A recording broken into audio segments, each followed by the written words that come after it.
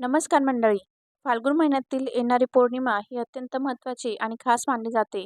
कारण फाल्गुन महिन्यातील येणारी पौर्णिमा ही होळी म्हणून साजरी केली जाते. फाल्गुन महिन्यात पौर्णिमेला येणारा सण म्हणजे होळी. तर तिला म्हणजे या होळी या सणाला हुताशनी पौर्णिमा तसेच शिमगा असेही म्हणतात. अप्रवृत्तीचा नाश करून त्यावर विजय मिळवल्याचा हा उत्सव म्हणजे होलिकोत्सव. हा सण म्हणजे जे वाईट असेल ते सोडून नव्याच्या स्वागतासाठी सिद्ध होणे. त्याचबरोबर होळी सण आपल्याला एक नवी सुरुवात करण्याचा संदेश देत असतो. जीवनातील नकारात्मक भावना, दुष्ट प्रवृत्ती, वाईट, अमंगळ विचार यांचा नाश करून चांगली वृत्ती, चांगले विचार अंगी बाळगावे, हा या सणामागील उद्देश आहे. परंतु यंदा होळी या सणावर चंद्रग्रहणाचे सावट आल्यामुळे आपल्याला सर्वांनाच प्रश्न आहे, की होळी सण म्हणजे होळीचा सण किंवा होळीची पूजा आपण कधी करावी? होळी कधी प्रज्वलित करावी? 2 मार्च की 3 मार्च? त्यानंतर ग्रहणाचे वेग कधीपासून सुरू होणार आहे? भारतात दिसणार का? किंवा नियम काय पाळायचे? अशी संपूर्ण माहिती या व्हिडिओमध्ये आपण जाणून घेणार आहोत. तर त्यासाठी व्हिडिओ शेवटपर्यंत बघा आणि चॅनलवर नवीन असाल तर सबस्क्राईब करायला विसरू नका. यंदा फाल्गुन पौर्णिमा म्हणजेच होळी पौर्णिमा ही 2 दिवसात विभागली गेलेली आहे. म्हणजे 2 मार्च आणि 3 मार्च. तर 2 मार्च सोमवारच्या दिवशी फाल्गुन पौर्णिमा प्रारंभ हा सायंकाळी 5:55 सुरू होणार आहे. म्हणजे जवळजवळ 6 वाजेपासून पौर्णिमा सुरू होणार आहे सोमवारच्या दिवशी. आणि दुसऱ्या दिवशी मंगळवारी 3 मार्च रोजी सायंकाळी 5:07 पौर्णिमा समाप्ती आहे. तर हा पौर्णिमेचा ही पौर्णिमा तिथीची वेळ आहे. तर सोमवारी 2 मार्च रोजी सायंकाळी 5:55 फाल्गुन पौर्णिमेला सुरुवात होत आहे. तर शास्त्रानुसार ज्या दिवशी प्रदोष काळात म्हणजे सूर्यास्तानंतरची जी वेळ असते तर ती पौर्णिमा म्हणजे ती वेळ पौर्णिमा गृहीत धरली जाते. तर त्यावेळेची जी पौर्णिमा असते त्याच दिवशी होलिका दहन करणे उचित मानले जाते. तर यावर्षी हा योग 2 मार्च रोजी जुळून येत असल्याने आपल्याला 2 मार्च म्हणजे सोमवारच्या दिवशी सायंकाळी होळी प्रज्वलित करायची आहे. त्याचबरोबर होळीची आपण दरवर्षीप्रमाणे जशी पूजा करतो तशी आपल्याला होळीची पूजा करायची आहे. आणि मंगळवारी बघा 3 मार्च रोजी रसोदीत चंद्रग्रहण आहे. धर्मसिंधू या ग्रंथातील नियमानुसार जर दुसऱ्या दिवशी ग्रहण असेल तर त्यापूर्वीच्या दिवशीच होलिका दहन करणे श्रेयस्कर असते. म्हणूनच ग्रहणाचे नियम आणि पौर्णिमेची व्याप्ती लक्षात घेऊन आपण सोमवारीच होळी साजरी करायची आहे. म्हणजे होळीची पूजा करायची आहे. जो काही आपण नैवेद्य वगैरे दाखवत असतो तो दाखवायचा आहे आणि होळीचा सण साजरा करायचा आहे. तर आता होळीचा सण हा नेहमी 2 दिवस साजरा केला जात असतो. म्हणजे एक दिवस होलिका दहन असतं. होळीची पूजा केली जाते आणि दुसऱ्या दिवशी म्हणजे होलिका दहनाच्या दुसऱ्या दिवशी म्हणजे यंदा मंगळवार 3 मार्च रोजी धुलीवंदन असेल. मात्र या दिवशी चंद्रग्रहण असल्यामुळे ग्रहणाचे वेध आणि संपूर्ण नियम लक्षात घेऊन आपण हा सण साजरा करायचा आहे. तर 2026 मधील पहिले चंद्रग्रहण 3 मार्च रोजी होणार असून ते खग्रास स्वरूपाचे असेल. भारतात हे ग्रहण सुमारे 25 मिनिटे दिसणार आहे. जगातील विविध भागात हे दृश्य अधिक काळ अनुभवता येईल. पहिले चंद्रग्रहण 3 मार्च रोजी फाल्गुन पौर्णिमेला होणार असून हे खग्रास स्वरूपाचे असेल आणि पंचांगानुसार हे ग्रहण ज्योतिषशास्त्रीयदृष्ट्या महत्त्वाचे मानले जाते. भारतात हे ग्रहण ग्रस्तोदय स्वरूपात दिसणार असल्याने त्याचा अनुभव आपल्याला फक्त मर्यादित कालावधीसाठीच घेता येणार आहे. तर 3 मार्च 2026 रोजी खग्रास चंद्रग्रहण होणार आहे. भारतीय प्रमाण वेळेनुसार दुपारी 3:20 ग्रहणास सुरुवात होईल आणि सायंकाळी 6:47 समाप्ती होईल. एकूण कालावधी 3 तास 27 मिनिटांचा असेल. खग्रास अवस्था सायंकाळी 4:34 ते 5:33 दरम्यान राहील. म्हणजेच सुमारे 59 मिनिटे पूर्ण चंद्राची छाया असेल म्हणजे ग्रहणाची छाया असेल. तर हे ग्रहण मंगळवारी 3 मार्च रोजी फाल्गुन पौर्णिमेच्या दिवशी लागणार आहे. सूतक काल ग्रहणाच्या 9 तास आधी सुरू होतो. त्यानुसार सकाळी 6:20 पासून सूतक काळ लागू होईल. जेव्हा पृथ्वी, सूर्य आणि चंद्र यांच्यामध्ये येते आणि पृथ्वीची सावली चंद्रावर पडते तेव्हा चंद्रग्रहण होत असते. खग्रास स्थितीत चंद्र पूर्णपणे पृथ्वीच्या गडद सावलीत जातो. ज्योतिषशास्त्रानुसार ग्रहणाला विशेष महत्त्व दिले जाते. तर हे चंद्रग्रहण म्हणजे 3 मार्च रोजी जे खग्रास चंद्रग्रहण होणार आहे तर ते भारतात ग्रस्तोदीत दिसणार आहे. म्हणजे ग्रस्त असलेले चंद्रबिंब उदयास आलेले दिसेल. भारतात कोठेही या ग्रहणाचा स्पर्श मध्य दिसणार नाही.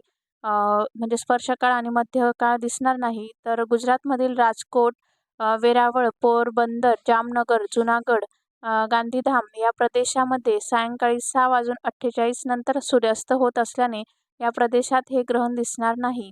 म्हणून त्या प्रदेशात ग्रहणाचे कोणतेही नियम पाळू नयेत. ग्रहणाचा पुण्यकाळ हा चंद्रोदयापासून म्हणजे ग्रहण मोक्षापर्यंत अल्पकाळ पुण्यकाल आहे. हे ग्रहण ग्रस्ततीत असल्याने दिनांक 3 मार्च 2026च्या सूर्योदयापासून मोक्षापर्यंत ग्रहणाचे वेध पाळावेत. म्हणजे सायंकाळी 6:48 पर्यंत ग्रहणाचे वेध पाळायचे आहेत. लहान मुले, आजारी व्यक्ती, अशक्त व्यक्ती आणि गर्भवतींनी सकाळी 11 पासून मोक्षापर्यंत वेध पाळायचे आहेत.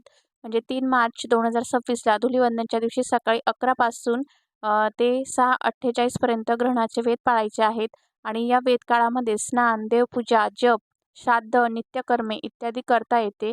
वेदामध्ये भोजन निषेध आहे, म्हणून अन्नपदार्थ खाऊ नयेत. मात्र वेदकाळामध्ये इतर आवश्यक असे पाणी पिणे, मलमूत्रोत्सर्ग करणे, झोप घेणे ही कर्मे करता येतात. ग्रहण पर्व काळामध्ये म्हणजे आपल्या गावाच्या सूर्यास्तापासून ते मोक्षापर्यंत सायंकाळी 6:48 या काळात पाणी पिणे, मलमूत्रोत्सर्ग ही कर्मे करू नयेत. नंतर ग्रहणाचे राशी परत्वे फल. मिथुन, तुला, वृश्चिक, मीन या राशींना शुभ फल. मेष, कर्क, धनु, कुंभ या राशींना मिश्र फल. वृषभ, सिंह, कन्या, मकर या राशींना अनिष्ट फल आहे. ज्या राशींना अनिष्ट फल आहे त्या राशीच्या व्यक्तींनी आणि गर्भवतींनी हे ग्रहण पाहू नये. सूर्यास्त होताच स्नान करावे. पर्वकालामध्ये देवपूजा, तर्पण, श्राद्ध, जप, होम, दान यापैकी जे शक्य असेल ते करावे. पूर्वी घेतलेल्या मंत्राचे पुनरर्चन चंद्रग्रहणात करावे. ग्रहण मोक्षानंतर स्नान करावे. चंद्रग्रहण ही केवळ एक खगोलशास्त्रीय घटना नसून आध्यात्मिक दृष्टीने हा काळ अत्यंत संवेदनशील मानला जातो. या काळामध्ये वातावरणातील सूक्ष्म लहरींचा परिणाम आपल्या अन्नावर आणि मनावर होत असतो. म्हणजे ग्रहण कोणी पाळावे आणि कोणी टाळावे, तर सामान्य निरोगी व्यक्तींनी ग्रहण आणि त्याचे वेध आवर्जून पाळावेत. ग्रहणाच्या काळामध्ये शारीरिक आणि मानसिक ऊर्जेचे रक्षण करणे महत्त्वाचे असते.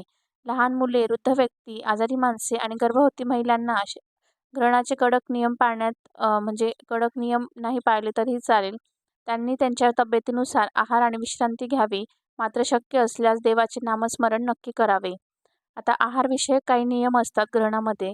तर ग्रहणाचे वेध लागल्यापासून म्हणजे सूतक काळामध्ये जेवण टाळावे. शिजवलेले अन्न ग्रहण काळामध्ये दूषित होते असे मानले जाते. त्यामुळे ग्रहण लागण्यापूर्वीच जेवण उरकावे आणि ग्रहण काळामध्ये पाणी पिणेही शक्यतो टाळावे. मात्र गरज पडल्यास तुळशीचे पान टाकलेले पाणी प्यावे. किंवा आपल्या अन्नामध्ये सुद्धा तुळशीचे पानं तुम्ही टाकून अन्न ग्रहण करू शकतात. त्याचबरोबर घरात असलेले दूध, दही किंवा साठवलेले पाणी यामध्ये तुळशीचे पान किंवा दर्भ टाकावेत. त्यामुळे त्यातील नैसर्गिक गुणधर्म टिकून राहतात आणि ग्रहणाच्या लहरींचा त्यावर परिणाम होत नाही. ग्रहण सुटल्यानंतर स्नान करून ताजे शिजवलेले अन्न खाणे उत्तम मानले जाते. त्यानंतर ग्रहण काळात आपण म्हणजे काही गोष्टी वर्ज्य असतात किंवा काय गोष्टी टाळायच्या तर ते बघूया. ग्रहण सुरू असताना झोपणे टाळावे. परंतु हे आजारी लोकांसाठी किंवा लहान मुलं वगैरे असतील त्यासाठी अपवाद आहे. ग्रहण काळामध्ये भाजी चिरणे, कापड कापणे किंवा शिवणकाम करणे अशुभ मानले जाते. कोणतेही नवीन किंवा महत्त्वाचे काम ग्रहण काळामध्ये सुरू करू नये. ग्रहण काळामध्ये मंत्रसाधना किंवा नामस्मरण करणे महत्त्वाचे मानले जाते. तर ग्रहण काळ हा मंत्रसिद्धीसाठी आणि नामस्मरणासाठी सर्वोत्तम मानला जातो. तर या काळामध्ये केलेला जप 1000 पटींनी अधिक फळ देतो असे म्हणतात. तर ओम सोमाय नमः, ओम सोमाय नमः या मंत्राचा जप करावा. तसेच ओम नमो भगवते वासुदेवाय किंवा महामृत्युंजय मंत्र म्हणावा. नकारात्मकता दूर करण्यासाठी हनुमान चालीसा किंवा बजरंग बाण पठण करावे.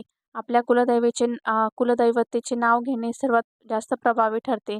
तर असे काही मंत्र आहेत तर ते आपण ग्रहणाच्या काळात म्हणावे किंवा या सर्व मंत्रसाधना कराव्यात. तर अशा प्रकारे आपण 2 मार्चला म्हणजे सोमवारच्या दिवशी होलिका दहन म्हणजे होळीची पूजा करून दुसऱ्या दिवशी 3 मार्चला आपण चंद्रग्रहणाचे सर्व नियम पाळून किंवा सर्व गोष्टी लक्षात घेऊन आपण धुलीवंदन किंवा रंगपंचमीचा सण तुम्ही साजरा करू शकतात. आणि संपूर्ण माहिती आपण चंद्रग्रहण तसेच होळीविषयी जाणून घेतलेली आहे. तर आजचा व्हिडिओ तुम्हाला कसा वाटला? अतिशय उपयुक्त व्हिडिओ आहे. तर त्यामुळे जास्तीत जास्त शेअर करा आणि चॅनलला सबस्क्राईब करायला विसरू नका. शेजारी दिलेल्या बेल आयकॉनलाही प्रेस करा, जेणेकरून माझ्या नवीन व्हिडिओचे नोटिफिकेशन तुमच्यापर्यंत लगेच पोहोचतील. तर पुन्हा भेटूया अशाच एका छानशा व्हिडिओमध्ये. धन्यवाद.